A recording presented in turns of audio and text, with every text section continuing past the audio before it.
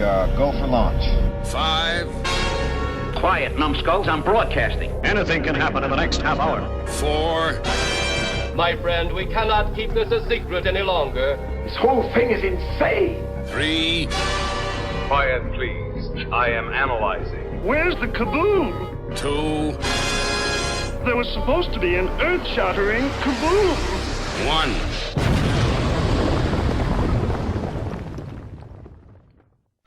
You were the ones who said it first. Star Trek lives, and live it does. I just wanted to share with you something that may lift your spirits as it did mine those many years ago. All that nonsense about the dangers of mixed races living together on a spaceship or anywhere, and how some parts of our country were certain to refuse to televise Star Trek because we showed such things. The hatred that would supposedly flood our mail, turning sponsors against us. In all the years of Star Trek, we never received so much as one such letter. Not one. A dictum that Gene first put out back when we started the series. All the technology had to look like everyday stuff. So for science fiction, you establish a framework, you establish the rules. Now you got to be honest in those rules. You can't just do anything you want to because it's science fiction. Otherwise, it doesn't become particularly believable. And this is about as science fiction as my Aunt Fanny's girdle. Greetings, my fellow galactic travelers, and welcome back to Planet 8. This is your Mission Commander Larry speaking to you from our hidden base. Chief Engineer Bob is here by my side as always in the command center, and circling Planet 8 in our orbital spy satellite is Reconnaissance Officer Karen. And on this episode of Planet 8, once again, we have friend of the show, Lord Blood-Rah, joining us. We're going to be discussing the state of Star Trek. Are you a fan of the original series, The Next Generation? Could it be Discovery or Picard? Are you looking forward to Strange New Worlds? Straight away, let's kick it up to the satellite. Karen, take it away. Thank you very much, Larry. Well, I think Star Trek is one of those shows that's near and dear to most of our hearts here. Oh, yes. And it's kind of amazing now in a way to see so many Star Trek shows on TV right now. I mean, we've got Discovery's in its 4th season, Picard in its 2nd season. I don't watch the Lower Decks, but I think it's in its second or third season. Coming up, third, right? Yeah. Right. There's Prodigy. Yeah.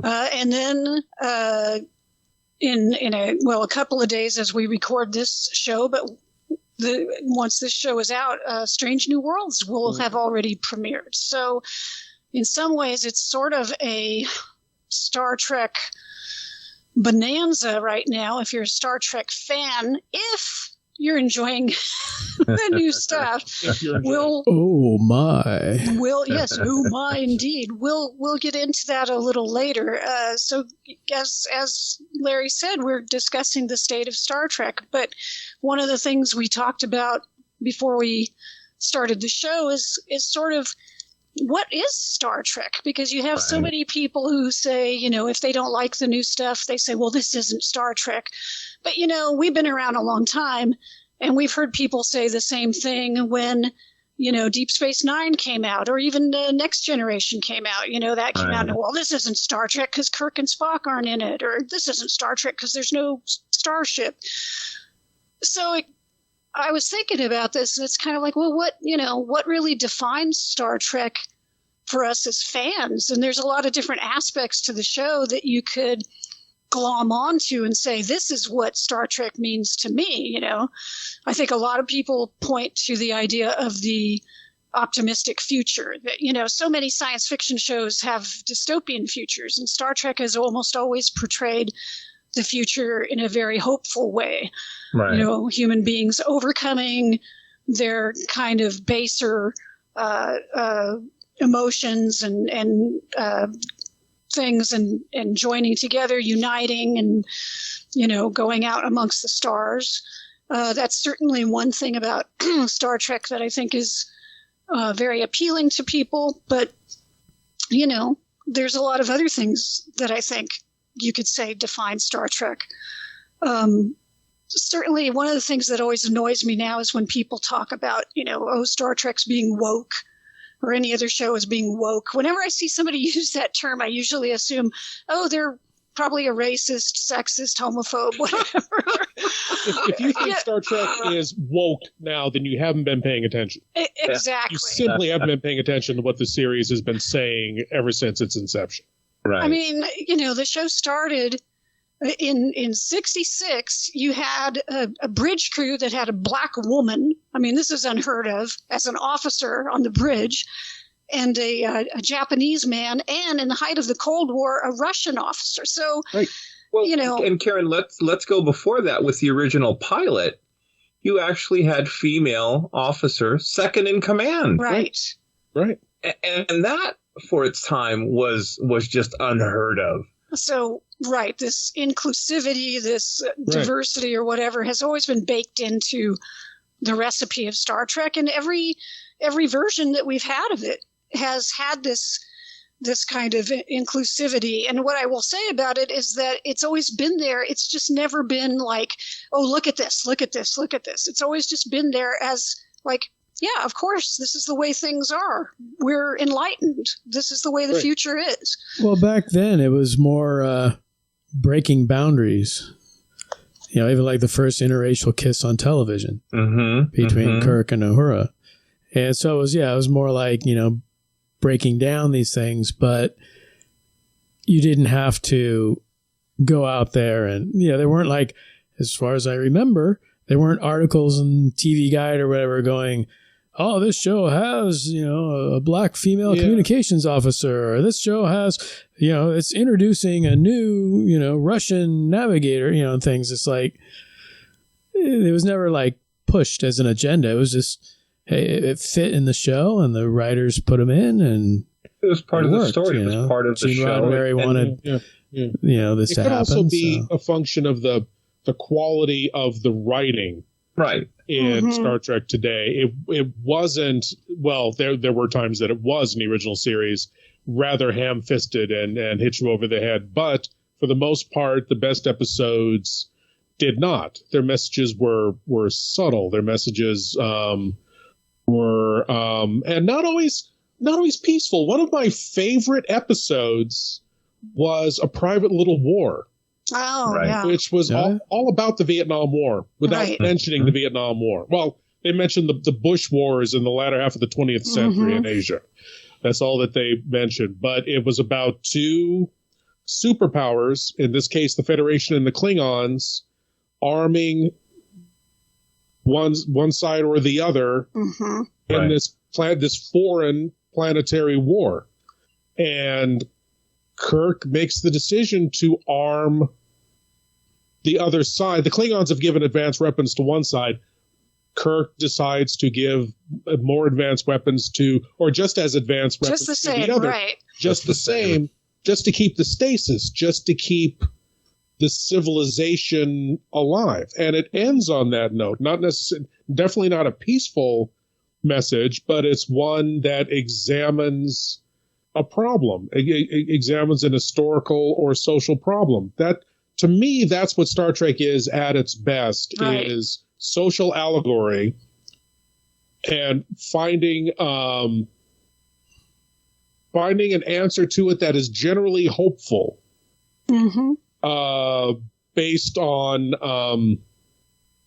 the ability to adapt to the situations, and very often peaceful, sometimes not. That's why I really struggled with the first season of Discovery. Really struggled with it. Then struggled some more in season 2. But the fourth season, I really enjoyed, because I felt it had finally found its footing, and the end of the entire season-long arc was all about communication. It wasn't a huge space battle. They didn't have an alien enemy they had to conquer. They found an alien intelligence that they had to communicate with. Right. That didn't even know it was causing this kind of damage to sentient life in our galaxy. Yeah, I mean, that was that's definitely a quintessential callback Star to the earlier series and things. Oh, very much so. Mm-hmm. Very much so, yes. Yeah. It kind of borrowed, though, on that. What was that Jodie Foster movie where the aliens were like Alice and... Contact? Yeah, it reminded me of Contact a lot. And at this point in the game, it's hard to come up with something new and original. One of the original series episodes, Balance of Terror. Yes. It was a submarine episode. Mm-hmm. Right? Oh, yeah. Wasn't it based on... Run Silent, Run Deep. Yeah. Yet they did it so well. For the original series, and I agree, Lord Blood-Rah, with your interpretation, but to me, it showed a future where we figured it out. It didn't matter where you came from, what gender you were. What mattered was the exploration of space. We got into conflicts now and again. Of course. Right. But, and what the next generation did brilliantly eventually was to show us that we could even get along with the Klingons and have a Klingon on the bridge of the Enterprise as an officer. Mm-hmm. Worf later on going to Deep Space Nine. Mm-hmm. But, the original series, granted, is a product of its time.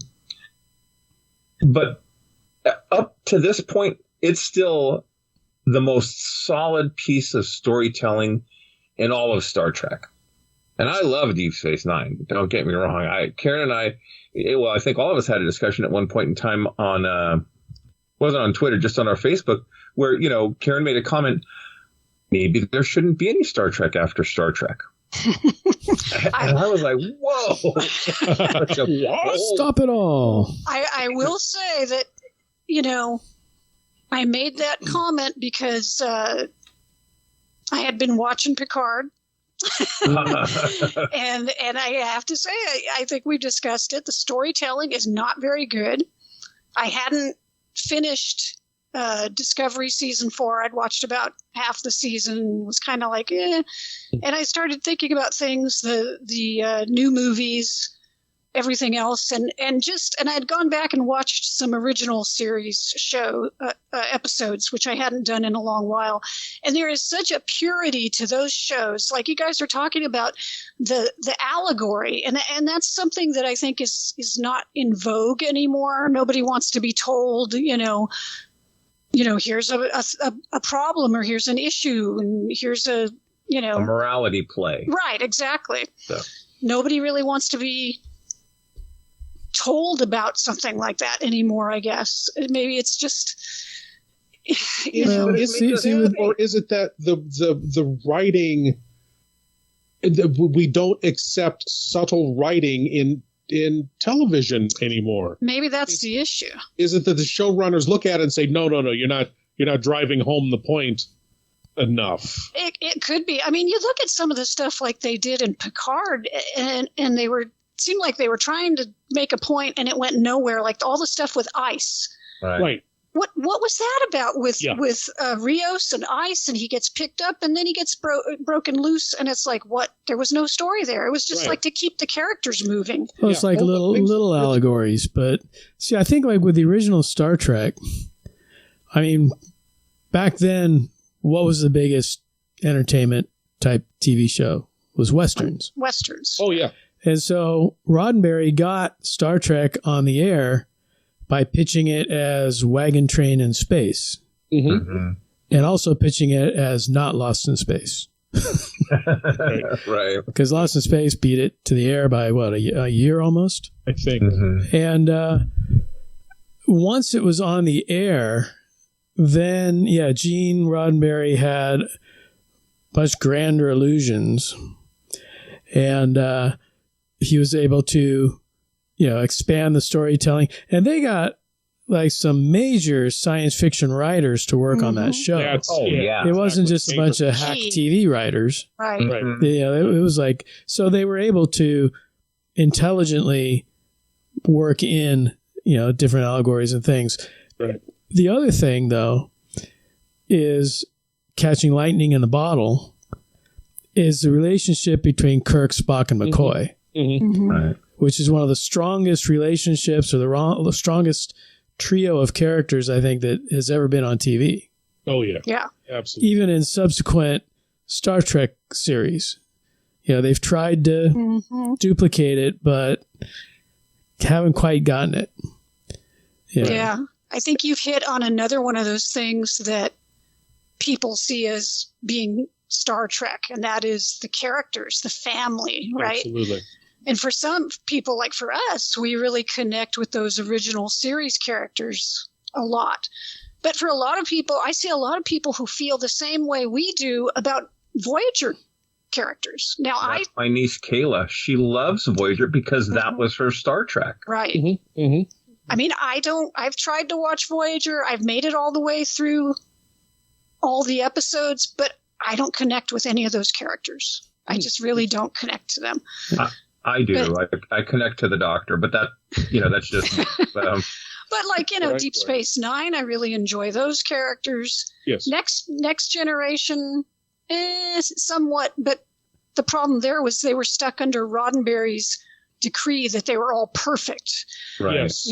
So it made it harder to make them more relatable. Well, there was a little part at the beginning of the start of Star Trek Next Generation, before Gates McFadden kind of came on. There was that other Doctor. No. Gates was there. Yeah. They took Gates away, and they brought on Dr. Pulaski. Right. And the sole purpose of Dr. Pulaski was supposed to be like McCoy amped up to 11. Mm-hmm. Because all she would do is just sit there and cut Data down all the time. Right. She was meant to cut Data, challenge Data, and to also come on to Worf. But I think, luckily they kind of caught on to that earlier or sooner or later, and they kind of pushed her aside and brought Gates McFadden in as the main Doctor. But that was basically, that almost stopped me from watching the series. Because it just seemed like overboard, over the top. Yeah. The problem is, and somebody else, this is not my original thought, somebody else said this before, with McCoy and Spock, it was like sparring between equals because Spock could give back as good as he got. But with Data and Pulaski, Data is like an innocent. He really doesn't, know anything. And I mean, he's technically brilliant, but like emotionally, there's nothing there. Right. So when she makes all these jabs at him, he has no idea how to respond or what to do. Slapping an infant. Yeah. Yeah. So it seems unfair and cruel that she's saying all these things about him. So, but I think the thing between Spock and McCoy is it developed over time. Oh yeah. It wasn't like first episode he was ragging on him. It took a while. He wasn't there. And so when that would happen, you still knew that these characters were close. Right. They're like brothers, but they're either ribbing each other or they're getting into arguments. But in the end that either one would die for the other. Right. And they were... go ahead. I was just going to say they were a triumvirate. Right. Spock, intellect, McCoy, emotion, Kirk, the leader who has to combine the two to find his way through a problem. Right. Exactly. And that element of humanity taken into space. It just worked out, like you say, lightning in a bottle. It was the emotion and the logic, and they complemented each other, and they brought balance between the three of them, like you were saying, Lord Blood-Rah, with Kirk having to make a decision. And, Kirk would make the decision sometimes without what they advice that they gave him, but he would listen to them. It was a wonderful relationship. Now, I'm one of those people that I didn't watch the first season of Next Generation when it came out. That was blasphemy. What? The Voyage Home came out. That was my Star Trek. It was Kirk, Spock, McCoy, Sulu, and Uhura, and Chekhov, and how dare they? And it was my friend James who was like, you should really check it out. It's pretty good. And so I started watching it, and what got me was Data and his relationship. His relationship with Geordi, as they developed throughout the seasons, I think was stronger than the bond between him and Picard. Yeah. Not according to Picard. Yeah, that's another bizarre thing. Yeah, right? Yeah. Wow. Yeah. You know, I also think it was easier in the first series and maybe Next Generation to do the allegorical stories and messages because you had single standalone episodes. Mm-hmm. Yes. And it's like you could watch episode 1 and episode 8 and episode 15 and not be lost.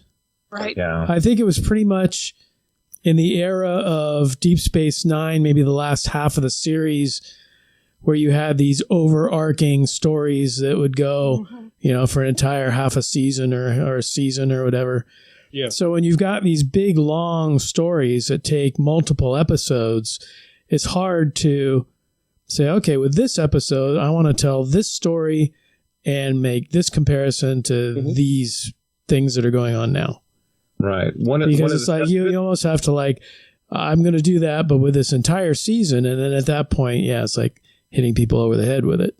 Yeah, that's a very good point. And one of the things I did was to kind of take a quick look at, well, what was happening in 67 and 68 on television. Lost in Space, Mr. Ed, you know, what was Hogan Heroes on the... So Batman, I mean, the Monkeys, what influenced them bringing Chekhov onto the Enterprise? That was Davy Jones of the Monkeys. Davy Jones. Thank you very much. Because he was getting more fan mail than any other actor in any other TV series. Right. Thank you very much. So, but also, though, back then, they said the big thing in the mid-'60s were the 3 Bs. And that was Beatles, Batman, and Bond. Oh, right. Yeah. So those were like the big 3. With the Batman series, what did that do to Lost in Space? Oh, right. That's when the camp came in. Yeah, turned it right into and there were even some episodes on Star Trek. I mean, the whole Harry Mudd thing with the, you know, the duplicate Stella androids. You know, that was a little campy. Stella. But, you know, you take a look at Deep Space Nine. What was on when it was episodic, right? Television, or was it, you know, the single episode like we were used to before? Because that was the same formula for the Next Generation. It was only after the 3rd season, what was it, The Best of Both Worlds, where you had a 2-parter. Mm-hmm. And they introduced that more often than not towards the latter part of Next Generation. Mm-hmm. Yeah, and look, I'll say that Deep Space Nine, the last 2 years with the war, there were some damn good stories in there. Oh, yes. Yeah. What was that one, guys, where Sisko's giving a narrative of all the missteps that he made and the Federation made with regards to the Romulans? And if the Romulans didn't come into the war, the Federation... Pale moonlight. By the pale moonlight. Yes. Oh, I mean, in all of Star Trek, that's got to be in my top 10 episodes. I mean, there again, yeah, and committing an immoral act for an ultimate moral needs of the many necessity outweigh the needs of the few or the one, right? That was great episode. Great Right. episode, great writing, great acting. Right? Absolutely. Yeah. And Bob was you were talking about episodic storytelling. Right. That is what Strange New Worlds is supposed to be returned to. I would hope so. I was trying to think back. That's what they're saying is episodic. I was trying to think back into the history of television, like what shows really kind of started the whole story arc. The serialized. Yeah, I think X-Files. X-Files started out episodic, and then they had certain arcing things where you'd have like, this is all about the black oil, or about, you know, some government plot, or about Mulder's sister being abducted. Yeah. Right. And that would take up, but then again, they would still have standalone episodes within that arc. They would. One of the things I found, Bob, it was Doctor Who that would have these continuing episodes, 4-parters, 2-parters, as well as Dark Shadows.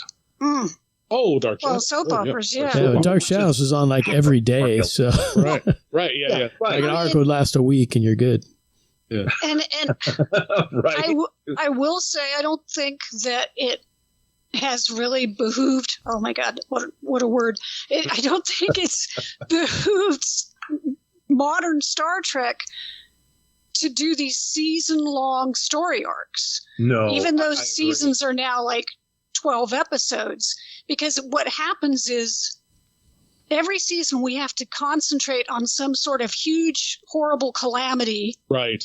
Whether it's the Red Angel or it's what was the stupid dilithium blow up thing? Oh, the burn. The burn. Thank you. Yeah. I got burned on the burn. Yeah. It's always some galaxy killer that's. Yeah, it's some major thing that they have to deal with, right? So you can never tell smaller stories. You can't tell, you can't really focus on things just, really about an individual or something on a smaller scale. It's like, oh no, Discovery is the only ship and Michael Burnham is the only person who can figure out this horrible thing that's going on. And it feels very recycled. By the time we got to the fourth season, even though I could tell things were improving a little bit, it felt very much like the same sort of story, and that, oh no, there's this horrible thing about to happen, and the crew is the only people. That is true. So I would love to see them take on an episodic approach to Discovery as well. The thing I'll say about season 4 of Discovery, though, is that, in my opinion, it's where it should have started. Because, and I've said this before, originally Discovery was pitched as more like an American Horror Story thing. Right. You had one story throughout a season, then new actors, or, same actors, different story, different characters, blah, blah, blah. Studio didn't want to do that, but they did stick with that overarching story thing. I think that Discovery found its footing in the future. I think that it should have started with the burn. Because you look at the second season, and they twisted themselves in knots, explaining why nobody talks about the spore drive anymore, where this super advanced ship went, why nobody mentions Michael Burnham as Spock's sister. Yeah.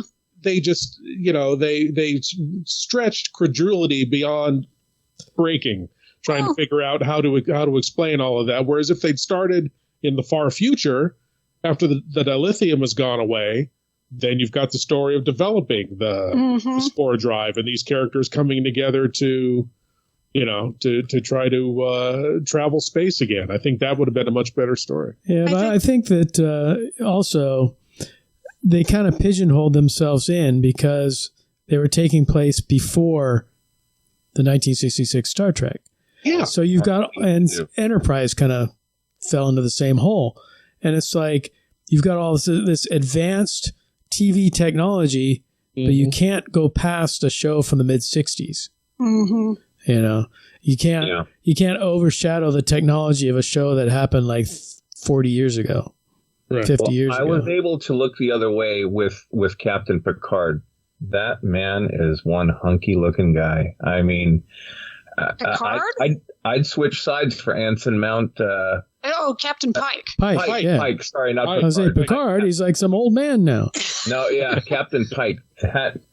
He's one handsome dude. Pike is cool. Great actor. I'm looking forward to New Worlds. I hope it's great. I agree with everything you said about season 2 of Discovery, other than bringing in Pike and having him Captain Discovery. That was great.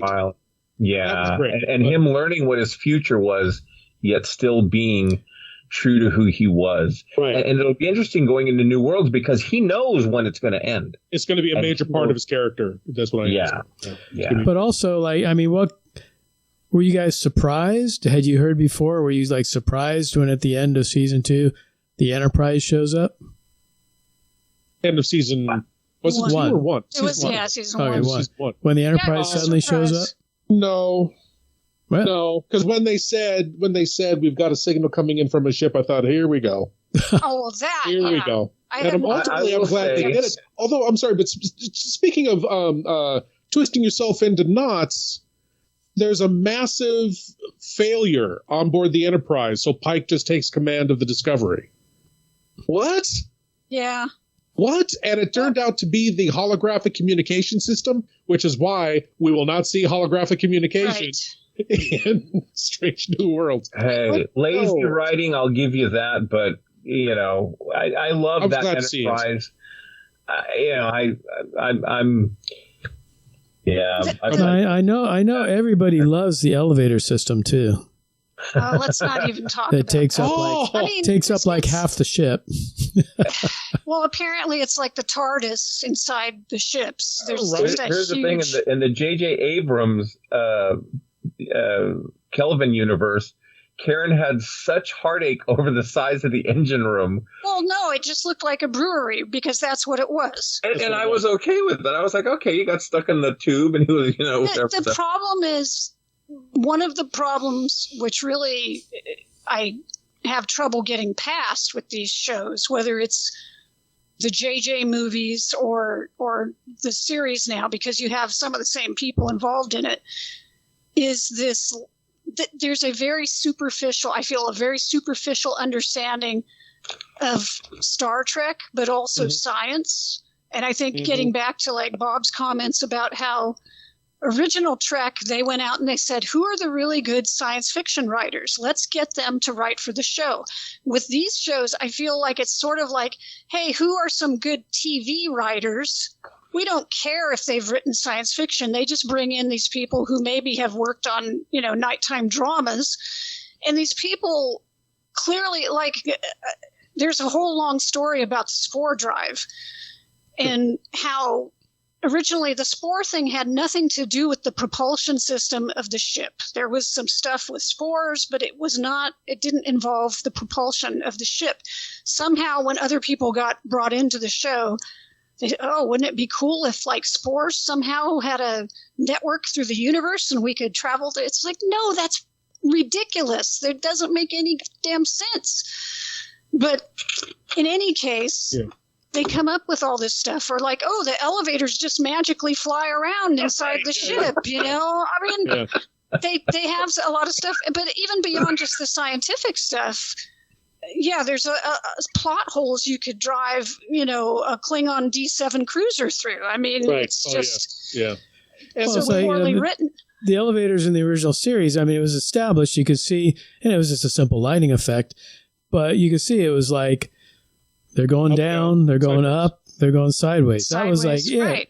But it's all within, a network of shafts. What could have been had the original series had the budgets that they have today?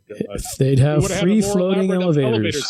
But I mean, talking about, the science of the original Star Trek was just always there, and it often gave you solutions or caused problems, but they were applying the science. The way the writers in Discovery pay homage to science is to have Tilly say, "I effing love science." Yes. I mean, come on. A lot of the stuff is just magic. I mean, this episode of Picard where Guinan says, "I'm going to summon a Q," and they open their "I Dream of Jeannie" bottle. I'm like, this is a fantasy show now. This isn't science fiction. This is just fantasy. And then she let out the Ent roar from Lord of the Rings. So bad. For Picard 2. Let me just say, it's not. It's not all negative. I do, even though it's total retconning, I do like that they're proposing that Picard was the product of a rough childhood with his mother. By the way, we're spoiling everything, so we are. That's what this show's all about. Committed suicide, and he was dealing with that guilt. Right. That to me was interesting. I was thrilled when I saw that they were bringing in the supervisors, like the Gary 7 supervisors, into the story. What they did with them was ridiculous. Absolutely ridiculous. Now, what I had a problem with that, Lord Blood-Rah, is up to this point, Jean-Luc had never shared this with anyone, not with Troy, not with Data. I didn't have a problem with that because he is a reserved person. What I do have a problem with is there are scenes where he's in one of the episodes, he's looking through a family album and he's there with his elderly mother.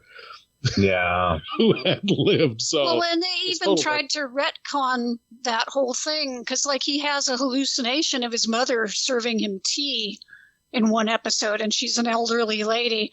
And he says in one of the episodes, he's like, "Oh, I tried to imagine my mother as an old woman."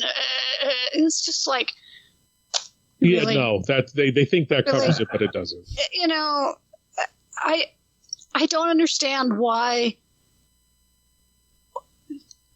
I don't see how it deepens the character for us at all or gives us anything more about the character. I almost would have rather seen a story where he was dealing with some other aspect of his, you know, when he was altered by the Borg or something like that.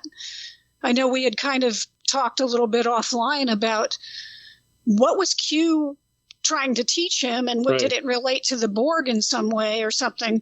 But this whole season has just been a complete cluster. That first episode showed promise. Yes. I went back and watched it and I thought, there was the places you could have gone. Right. This could have been pretty interesting, you know, and they totally just blew it. I'll say blew it. People talk a lot about Gene Roddenberry, and rightly so, the great bird of the galaxy. I mean, there'd be no Star Trek without Gene, but Bob Justman was such an integral part of not just Star Trek, but also the Next Generation. Mm-hmm. And, you know, I was sharing with you guys earlier this Star Trek: A Celebration book. And this is a Desilu Productions memo dated August 1st.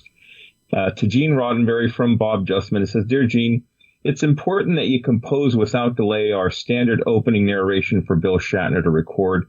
It should run about 15 seconds in length." And you know, the production was notorious in sending production notes back and forth, even between the actors and the producers and the writers. Mm-hmm. But it's fascinating to read 1, 2, 3, 4, 5 different writings within a day before they nailed, you know, it started off with, "This is the adventure of the United Spaceship Enterprise, assigned to 5-year galaxy patrol. The bold crew of the giant starship explores the excitement of strange new worlds, uncharted civilizations, and exotic people. These are its voyages and its adventures." And, you know, Justman's like, you think we can kind of spice it up a little? Yeah, wow. And, you know, then I think the narration needs more drama. Follow an example of what I mean. And he gives like an example. Anyway, the finished product is space, the final frontier. Right. These are the voyages of the Starship Enterprise, et cetera, et cetera. I think at this point, and not to be negative, but and we kind of touched on this, I don't know that Discovery, Lower Decks I don't get. I love Prodigy. I do too. Prodigy, but I don't get Lower Decks. I don't either. What is it? It's not a parody. It's trying to be real Star Trek with characters who would not have gotten within 20 feet of the Academy. I only saw one episode and I thought it was kind of a parody, not in the vein of what's the Star Trek that's not Star Trek that they say is better than Star Trek? The Orville. Yeah. Well, it started as parody, but now it's just another Star Trek. Yeah. So I don't know. Star Trek too. Yeah. But, you know, until we get to Strange New Worlds, the Orville is more Star Trek than a lot of the shows have followed. But then that gets us back to what is Star Trek, right? So what is it about the new shows? It's you know, they have some arcs, but it's episodic. They're exploring.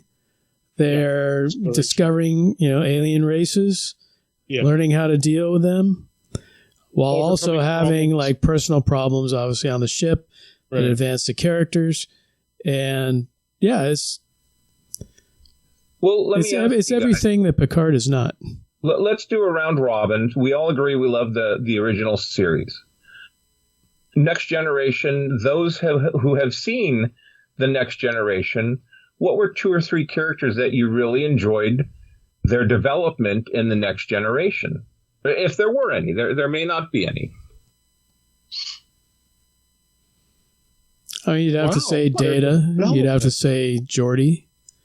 Data, Geordi. And, you know, Worf. Yeah, I mean, all that he had to deal with being in the Federation and having to deal with his, you know, race back on Klingon and you know, all their power changes and everything else. It's like, right. And he was the only Klingon on board, not just the Enterprise, but a Federation ship. Right. Well, he was sort of the Spock of Next Generation in that manner, because Spock was like, quote, the only Vulcan in the Federation, that he had left the Science Academy and went to the Federation. But right. Well, the same with Data. He was the only android on the ship. Right. In the Federation as well. I mean, Data was probably the most interesting because he had the most potential for growth, whereas the other characters, because Roddenberry envisioned everybody as perfect, at least the first few seasons while he was around, the writers were constrained in what they could do with the characters. But Data could grow. I think later on, we got to see more of Worf. And they took some risks with him. Like there was that episode with the Romulan spy who needed the blood transfusion, and Worf would not give his blood. They could have... You know, they could have had him have a change of heart at the end. He didn't. So that showed us a lot about his character. It was a beautiful scene where Picard said, I can't order you, but I'm asking you on my knees to do this. Mm-hmm. And Worf, basically, if it's not an order, then I decline. Right.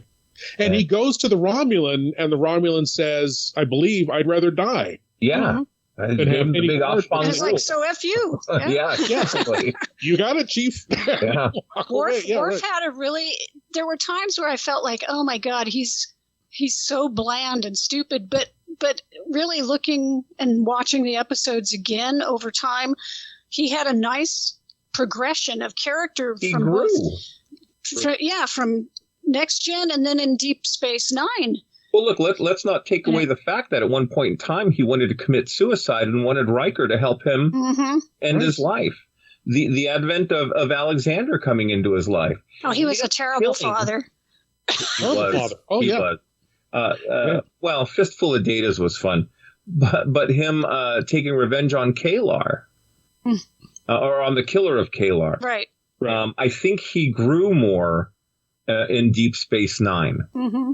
Definitely. Mm-hmm. I think Picard was a good character too. I think it took him a while to show his growth, but he was a jerk when he was captain. The first season. I don't like children.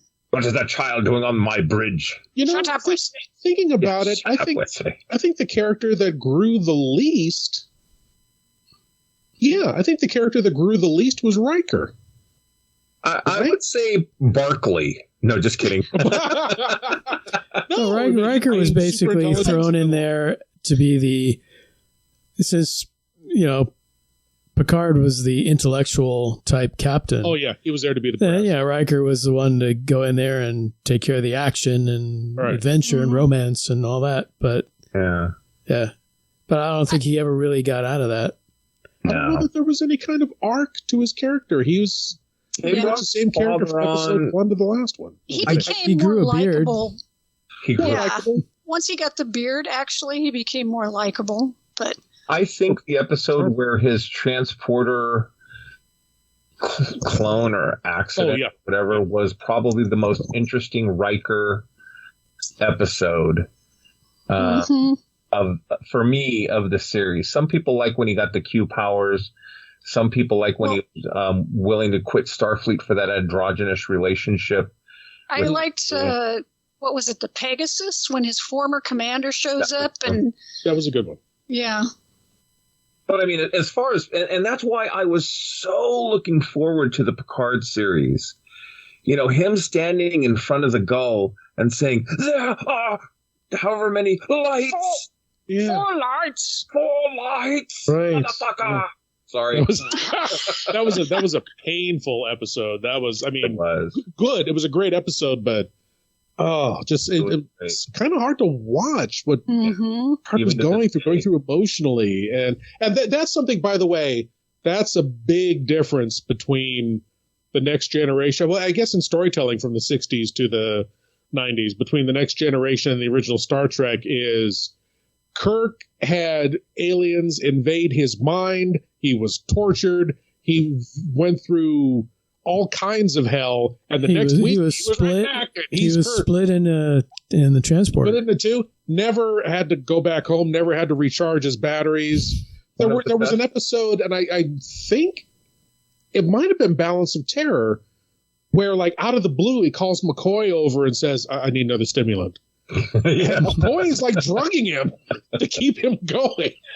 He didn't really deal with consequences. I mean, because it was episodic, you never got to see, the week after Edith Keeler died. Right. You didn't get to see him sitting on the bridge morose because he had to let the woman he loved die, right? So we didn't get to see all that, I always felt like in Generations they had a lost opportunity where when he was in the what was it, the Helix or the Nexus. The Nexus, yeah. It's getting late, so I can't remember anything. But it shouldn't have been some like ambiguous, who was it, Alexander or whoever it was that he was supposedly in the Nexus with. It should have been Edith Keeler. I mean, it didn't make any sense, right? They had a... That would have been gold. JoJo and Collins cost too much money at that point. Well, they could have just, faked it out. Like he could have said, "I'm coming, Edith," or whatever. Right. You never see the woman. You don't. He never opens the door. Yeah. Right. Yeah. Or it could have been Spock. I mean, there's been some fanfics out there. I'll never forget the first time I saw a Kirk Spock / book at a convention. Oh my! That Romulan concentration camp. Oh, the Pawn Star hits. Roddenberry addressed that in the novelization of the motion picture, the first motion picture. He says, there's been speculation on whether or not Spock and I actually had a physical love relationship, and he said there is that which is woman and that which is there's that which is female and that which is male. I prefer that which is female. Unless it's Dr. McCoy who has stimulants. Unless McCoy shoots me up with the right stuff. And then, anything goes. Anything goes. But now. What? The great thing going into Deep Space Nine, there was no Gene Roddenberry. I shouldn't say a great thing, but he was dead. Thank God he was gone. I gotta agree. There was a point where he just bought so into his philosophy that he was doing it at the expense of telling stories. He bought the hype. Yeah. You mean like Star Trek the motion picture? Kinda. Hey. Yeah. No, I like Star Trek the motion picture, but it's like you can't tell a story with all perfect people. It's impossible. Yep. It's impossible. You can't make it interesting. Well, I think the first episode of Deep Space Nine, that is another one of my favorite episodes where, the Cisco, he exists, you exist here. You exist here. Mm-hmm. And just the story of him not being able to get over the death of his wife. Yes. Even raising his son, taking his son out to this space station out in the middle of, this planet that's been at war and occupied. It was almost like the Cardassians were like Nazis, kind of, Oh, yes. And the Bajorans. They still are. They had their wait. Wrong Kardashians. You're just not working hard enough. There's an example of a really good science fiction premise solving a but a personal problem. They didn't have a galaxy-eating entity coming towards them that the prophets gave him the answer to. This was a deeply personal problem that one man solved in this science fiction narrative. That like we say, it doesn't have to all be the galaxy blowing up. Exactly. I love the character of Cisco. I love the development. The least favorite character I had on that show was Bashir until he met Garrick. And some of the adventures he had with O'Brien, but Garrick. Garrick was amazing. That actor and that character, phenomenal. Yeah. Yeah. Still an enigma. Still an enigma. Yes. Well, and I think they had such a strong set of characters, of good actors, great writing, and yeah, because they were not stymied by Roddenberry's rules on that show, you had a lot of gray areas for them to explore. Not a visitor. I mean, her character, Kieran Reese, yes. Walker. I mean, some of the best storytelling for that character. I mean, well, and it's interesting because nowadays you could look at her. Was she a terrorist or was she a freedom fighter? I mean, it depends on your perspective, right? Exactly. You have to make that decision. And one of my favorite episodes that involved her, it's really not science fiction. It was, no, it's not the Defector. It's the Cardassian that comes on board. And she thinks that he was a prison camp right. And leader. He keeps promoting that idea that that's the man in the glass booth. Yeah. Written, condensed down to 1 hour in a Star Trek episode. Not technically science fiction, but just an incredible bit of storytelling. Absolutely. Just amazing stuff. You know? I'm sorry, but you mentioned the acting. We'll complain about, or me personally, I complain about like Star Trek Picard and a lot of stuff going on. I can't fault the acting. Right. It's not the actor's fault. It's the writers. It is purely the writers. Everybody in Star Trek Picard is carrying off their characters well. They're just carrying off what they're handed by the writers who don't know what they're doing. As someone once told me, you can't polish a turd. There you go. So, although as a horror host, I disagree with that. Part of my job is to polish turds and present them every week. So,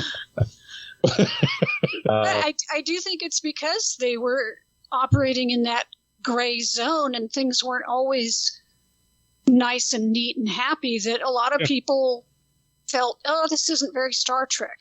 This isn't what I come to Star Trek for. But I think it was sort of because they were sort of offering a counterpoint sometimes that, it was Star Trek, but it was like a side we hadn't always seen.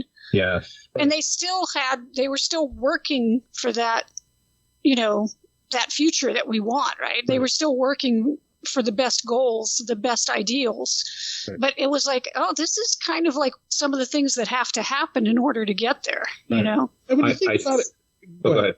No, go ahead. You go ahead. One of the things I appreciate is taking an alien species like the Ferengi and giving them maybe not the same nobility that the Klingons got in developing Worf.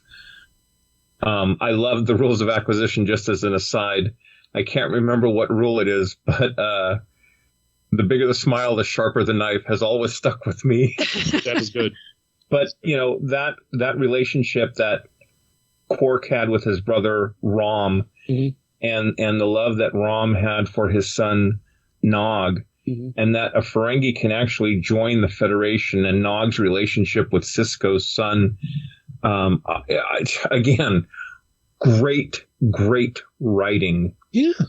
These actors were for the most part, stage actors. Yeah. I think it was Avery Brooks was in A Man Named Hawk, had some television. Miles O'Brien, Colomini came from Next Gen and had been in some films, and Rene Aubergenois. I mean, come on. But one of the fun episodes, we could probably do a whole episode on Deep Space Nine, but one of the not me. Episodes, what was that, Bob? Not me. Deep Space Nine, they pretty much lost me on Star Trek, and that I didn't really watch much until Discovery and Picard. I would be remiss. I wanted to talk about Darmok when we were still in Next Generation. Another great defining Picard episode with Darmok. Anyway, for Deep Space Nine, for me, can't remember the name of the episode, but Worf's bachelor party. Where Julian and Chief O'Brien are like, the debauchery of a Klingon bachelor party, and it was all suffering. Right, it's all suffering. Yeah, exactly. Exactly. I had speaking. You mentioned Darmok. I had a Darmok moment in Picard season 2 when Jurati breaks into song. Oh. I kind of thought Uhura on Nimbus 3 dancing. The feather boas. Same thing.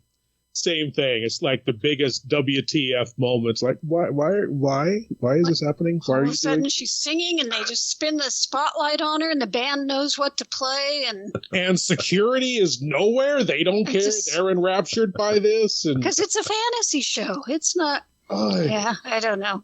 Now, that's a possibility. Do you think this is? I mean, I really, really hope this isn't the case. But do you think this is all a dream? I hope it's not like Tapestry. I mean, Tapestry was such a poignant, wonderful. And the comment at the end that Picard makes to Riker, and Riker like, oh, a brass young Picard taking on 3 Nausicaans. Well, number one. Pulling a few threads to tighten up and clean up the tapestry of my life. Right. I found that I unwound everything that it was just, that was brilliant. Yeah, brilliant. Yeah. Is this all just like Robin Hood and his merry men? Is this just an illusion that fever dream? That would be unforgivable. I mean, not that this season hasn't been kind of unforgivable. Yeah. And by the way, season 3, the entire crew is back. The entire crew is back. That was sort of a desperation move, I think. Oh, yeah. Absolutely. Absolutely. Well, it'll be interesting to see what they do because Spiner has said he will not play Data, any form of Data again. Can't. And he was looking rough when he was doing it in season 1. But they said he's coming back, and I'm so sick of seeing Sung, any kind of Sung. I agree with the Sung, but I will say for the first season of Picard, the first episode and the last episode with Picard saying a proper goodbye to Data, because the way that they let Data die was like, you're going to have to bleep me, Bob, because I'm going to beep, beep, beep, beep, beep. Well, you're talking about Nemesis now, right? Nemesis. Oh, my God. And then to not even let Data have like a proper ending, they bring like, was it Benign or B4? B4, yeah. Anyway, but so Picard kind of cleaned that up for me. Yeah, no, that's last episode. Picard 1, I'm looking back on it, I think much more favorably now than I did right at the end. But I overall enjoyed Picard season 1. It took a couple of left turns I didn't agree with. It did some things that I thought, why are we Lord doing Blood-Rah, that's how I am with the latest Fantastic Four film. I'm like, okay, the Silver Surfer one wasn't that bad. Well, see, I don't know. For the first season of Picard, I just thought the pacing was way off. And I was just kind of like, well, nothing's really happening. And he's too old to really get into the action.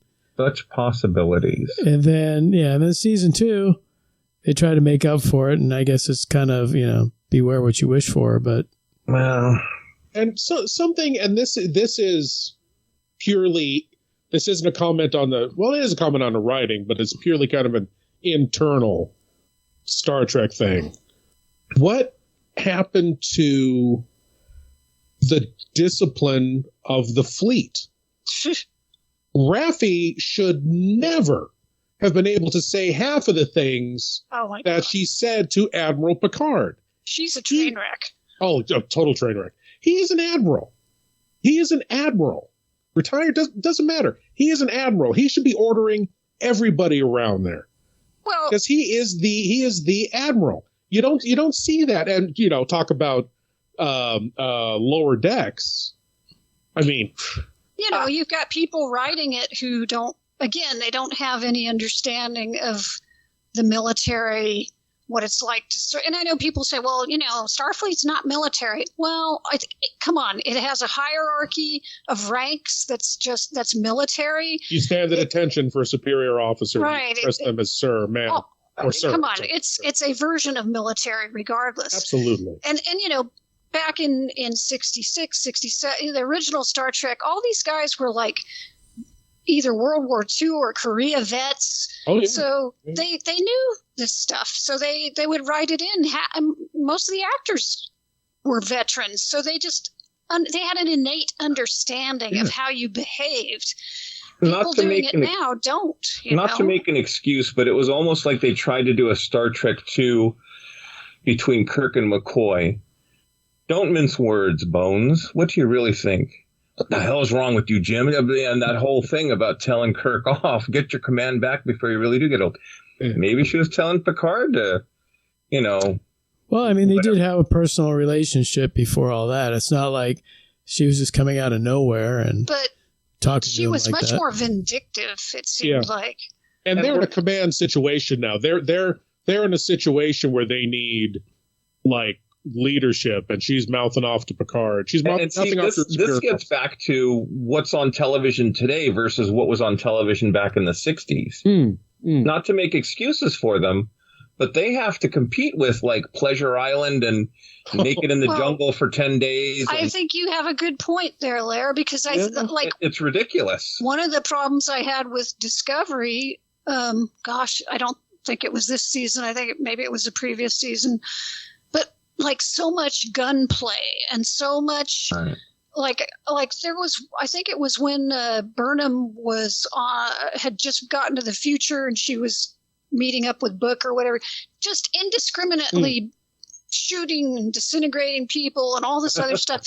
And it's like, okay, I know they think they need to do all this stuff to keep people's attention, but I'm just not used to, like, Starfleet officers indiscriminately killing people left and right. Blow away sentient life. Well, like Picard, Elnor is just slitting people's throats and doing all this other stuff with the badge.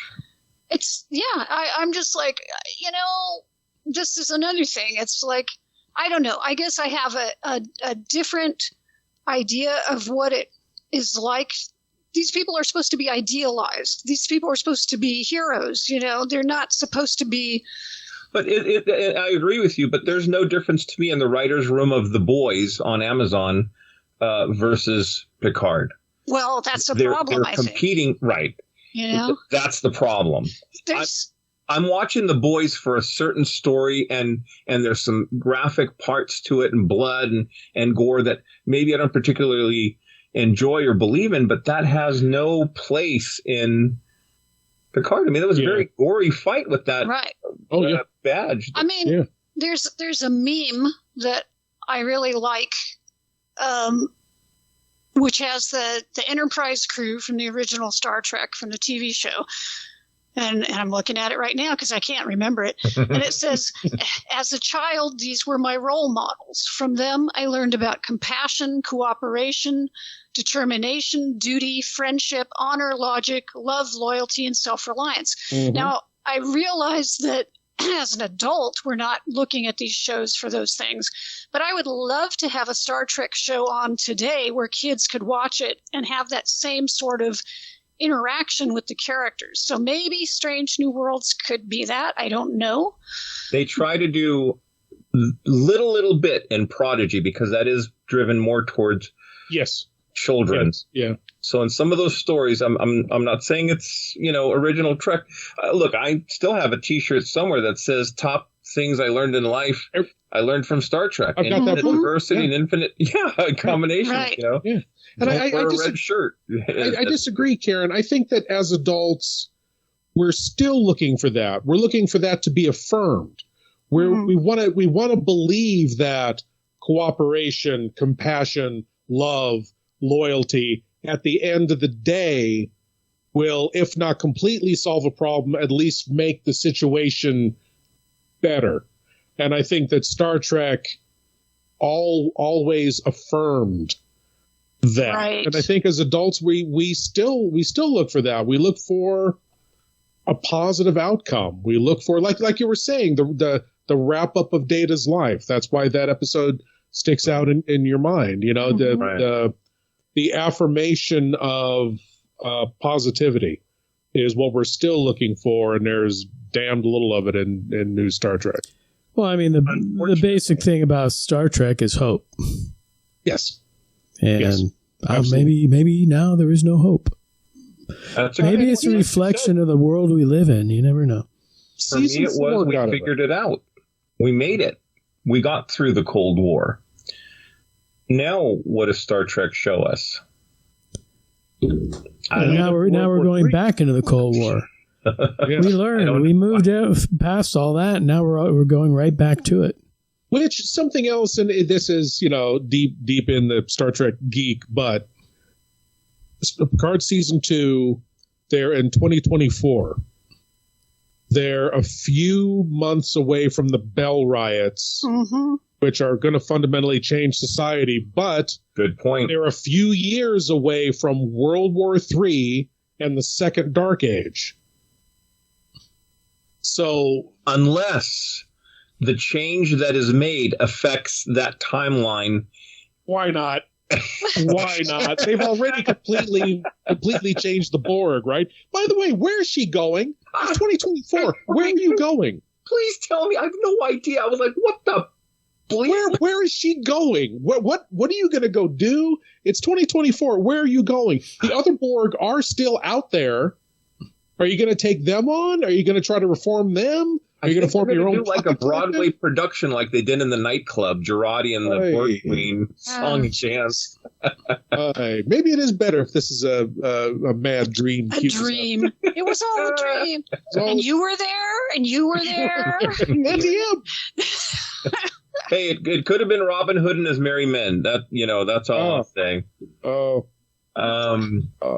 As we're winding down here, kids, we're not going to be able to touch on Voyager too much, other than it's beheld in high esteem to a certain generation. I don't think we mentioned Enterprise. We're going to talk about Enterprise, and Dr. that's Phlox. I'll give you Dr. Phlox. Dr. Phlox. He was a good character. I love the blue bath scenes in Enterprise. Those were very exotic. The decontamination orgies. One of the hottest Vulcans in all of Star Trek was on that Enterprise. Yes, but even that couldn't get me to watch. I watched it again, and I have to say I liked it better than when it was on the air. And of course, it improved quite a bit in the fourth season, but then they pulled the plug. So yeah, I lost it during the whole terrorist. Yeah, that was not great. Lost it. And then it killed me that it was all a holographic novel or something that Deanna and Will were watching with Bart. And it was like, oh, man. Oh, yeah. That was a bad way to... The Mirror episode, the two-parter was good, though. Yes. That's solid writing. That was very good. And that figured into Discovery in the... Right. They had some nice episodes on Vulcan. They had like a 3-parter on Vulcan. And they did a lot of good stuff with the Andorians. So I think, Enterprise people need to go back and kind of look at it again. Yeah, one of the characters in Strange New Worlds is an Anarian, which are the blind albino Andorians. And the actor that plays him is blind.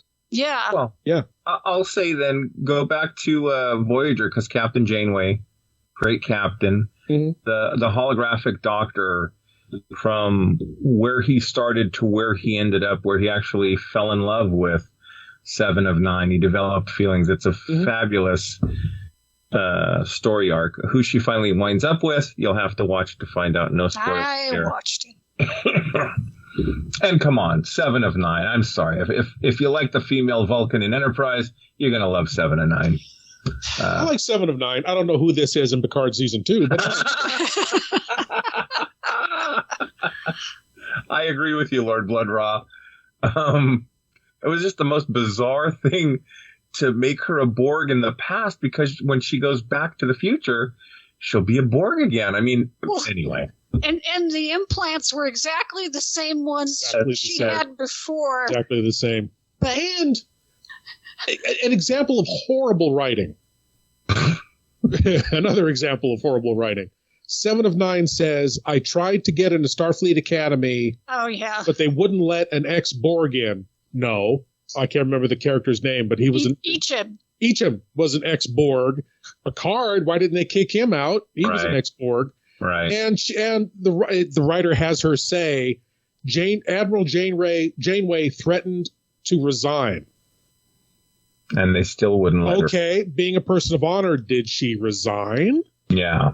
Did she leave, or did she just say, "Oh, you're not okay"? Okay, you called my bluff. I'll stay. Yeah. Come on. Yeah, it was pretty bad. No show Bible whatsoever. No continuity. No. Well, they don't think through anything. No, like they go part way with something, but then they don't think about, well, okay, where would that actually go? Right. It's not just bad quote unquote Star Trek. It's bad storytelling. Right. Bad writing. But now onto a positive. Actually, I think we're trying to wrap up. But Prodigy is very good. Yes, aimed at much younger people. That first episode is more Star Wars than it is Star Trek. The very first episode. Mm-hmm. But as it develops, it's like it feels like Star Trek, and it's the storytelling is good. They're not afraid to go dark. It is. The Kobayashi episode where they bring in like a holographic Odo. Yeah, that was fun. That was just a fun episode. If you're a fan of Star Trek, check that episode out. If nothing else, of Prodigy. Yeah, quite a good show. I think that was the last episode I saw. I haven't finished the season off. I'm not as enthusiastic as you two are about it. You guys. You got to watch it through the lens of, okay, this is definitely written for children, true, but they still are within that world are able to tell a compelling story. Hey, a good story. It's a good point, and I'd be remiss in not plugging the original series, animated series. Made under the guise of children, but those stories are Star Trek stories. Absolutely. Yeah. Yesteryear, the Slaver Weapon. Yes. Absolutely. Eye of the Beholder. Man. They basically treated that as the fourth season of Star Trek. Oh, yeah. Many people consider it to except be. for Walter Koenig. Yeah, but. Yeah. Well, he did that episode. For not being able to use the music from the original series, and they would use that animated theme over and over and over again, but it really, really works, and it grows on you. It's an earbug, definitely. Have you seen the animated Next Generation? Yes. Bit? I thought they did one. Is incredible. It's a little, like maybe 3-4 minute bit. Uh-huh. They lifted the soundtrack of an episode and animated it in that Filmation style. I think it was Best of Both Worlds. I think it's Best of Both Worlds, yeah. And it is glorious. It's when Picard is abducted off of the bridge. Yeah, and it's really funny because they do a little in-joke where the Borg, I think, are either like pink or purple, just like the Klingons were in the original animated series. Yes, all the aliens were purple. Yes, okay. I will. And it's funny because Jimmy Doohan did like probably 60% of the voices on that. Like this now. Yeah, we just go around. All right, so we have some hope, I guess, for Strange New Worlds. I have Rings Eternal. Hey, until a few episodes come on, and then we come back on here and slag it. Yeah. I hope Picard season 3 is good. I hope they looked at this last season and said, okay, we're done with that. Let's tell some good stories. We really hope. Really, really hope. And the thing is I am by nature very critical and skeptical about things. So I'm sitting here going, it's probably going to suck. But the thing is, other than perhaps Marvel Comics, nothing is nearer and dearer to my heart than Star Trek. So I really want it to be good. And I've been very disappointed the last few years. And I don't like having to slag on Star Trek. I want to sit here and say, the Star Trek is fantastic. I love it. Right. So despite my apprehension over having a descendant of Khan on the Enterprise, my apprehension of like, why do we have Dr. M'Benga and Chapel? He's a doctor, Jim. It's just like they have such a superficial understanding of Star Trek and they try to shove so much fan service in. It worries me, but I want to go into it trying to enjoy it. So I'm very hopeful, and I really would, it's like, well, at least Star Trek is still alive. Yes. Something's happening with it. So. I have no problem with those characters being there. I hope they are written and treated well. From what I've seen of Uhura, because she's a cadet at this point, from what I've seen of Uhura, it looks promising. But, we'll know better. We'll see. We'll see. Yeah, I was going to say, unfortunately, they always, the brass at Paramount always referred to Star Trek as the franchise. Mm-hmm. Cha-ching. And, it made them a ton of money, none of the actors, in reruns, and then the movies, and now, all this Star Trek out there. I'm going to make one more plug for an episode we didn't talk about, Beyond the Stars. Oh, yeah. Deep Space Nine. Mwah. Chef's kiss. Beautiful episode, beautifully acted. Man, I just can't say enough good things. Okay, I think we've covered all Star Trek from the original series to Picard Season 2, animated, fan fiction, you name it, we've spoken about it. It is time for our censor sweep. Unfortunately, we have some sad news. Karen's going to cover actually, it's in memoriam rather than a censor sweep. Karen, take it away. All right, Larry. Well, and yes, it's another sad censor sweep. Unfortunately, we're doing these maybe more often than, we wouldn't want to do them at all, but more often than we'd like. This last week, we learned of the passing of Neil Adams. Neil Adams, a legendary comic book artist, passed away at the age of 80. And it's you just cannot overestimate his contributions to the field of comic books. I think most people would know him for basically redefining Batman along with writer Denny O'Neil in the late 60s, early 70s, returning Batman to his more pulpy roots, more gritty roots. But he had a tremendous career. Originally starting out, he was an illustrator who started in comic strips, like in newspapers. He worked on Ben Casey and Archie even, but felt that he could do better in more long-form illustration and wanted to get into comics. So he worked initially at DC and then Marvel. He worked on Deadman and Superman and, of course, Batman. And then over at Marvel, he worked on Avengers. That's where I first saw him as a wee child. My first Avengers was the Kree-Skrull War, which is what Neil Adams worked on with writer Roy Thomas. And he just had this fantastic photorealistic style. It was a cinematic style. He was like the Alex Ross of his time, only he didn't paint, he drew. But he had an amazing dynamic style that was instantly identifiable and a huge influence on everybody who came after him, whether it was, George Perez or John Byrne or whoever you want to think of. Absolutely. And then he went to work on X-Men with Roy Thomas again, and they didn't keep the book from being canceled, but again, kind of redefined that team. He was also quite the crusader in real life, trying to fight for comic book creators' rights. He helped get Siegel and Schuster, the creators of Superman, get them their rights back to make some money for them off of Superman, because they had basically made nothing for years and years, and DC was making Superman movies and things.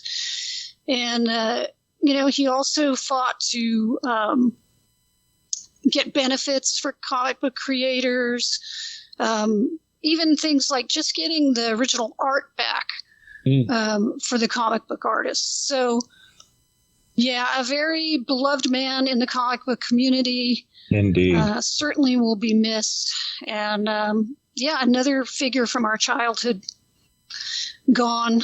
We certainly, send condolences and thoughts out to his loved ones. Absolutely. Rest in peace. And just a quick mention, too, another artist that we just recently lost was James Bama.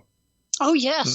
James Bama, who, monster kids will know those great monster illustrations on the boxes of the Aurora Monster Model Kit. Oh, yeah. That was James Bama. He also did the classic covers of the Star Trek. Yes, he did. He did do Star Trek, yes. He did do Star Trek. Doc Savage. Doc Savage. Classic Doc right. Savage covers. Yeah. The late 60s and 70s, and a lot of Western illustrations, and another great artist. Yeah, he passed away just rest in peace. Rest in peace. Yes. Yes. Well, my friends, this was a fun episode, and it was a lot more positive than I thought it would be. What? We tried. Kapla! See, that was Larry's dream. Larry's just waking up now going, oh, we said what? The dreamer or the dream, Larry? Well, a little bit of both. A little bit of country, a little bit of rock and roll. We'll end it on a positive note. Moon Knight.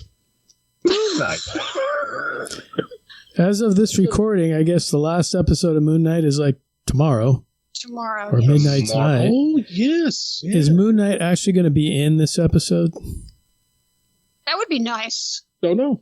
He's been in this series less than Boba Fett was in his series.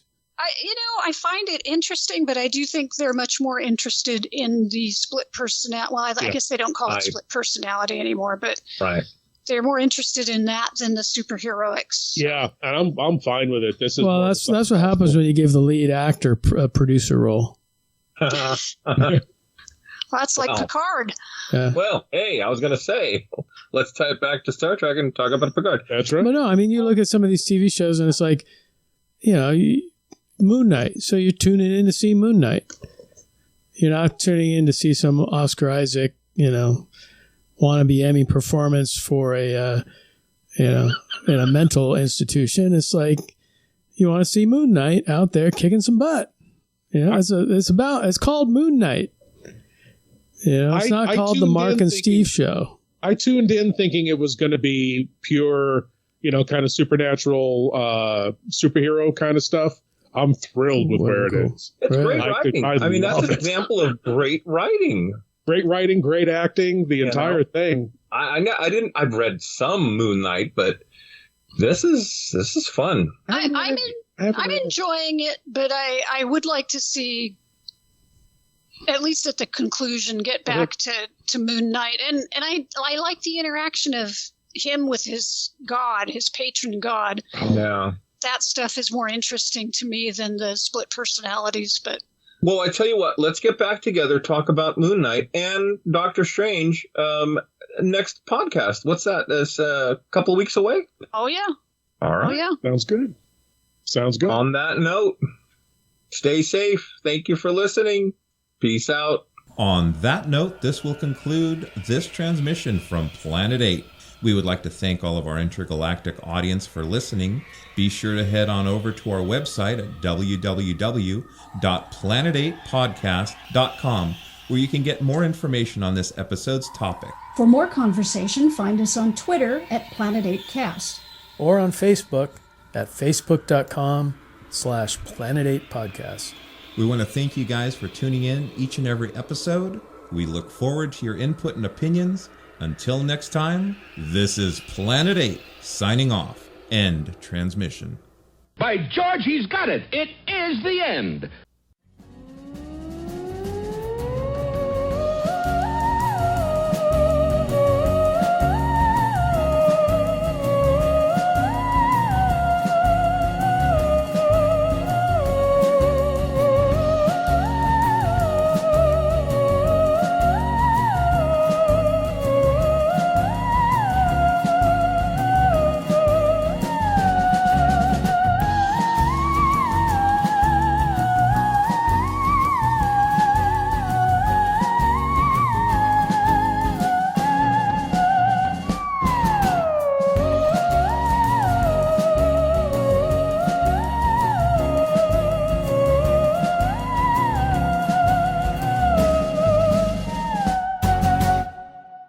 After a time, you may find that having is not so pleasing a thing after all as wanting.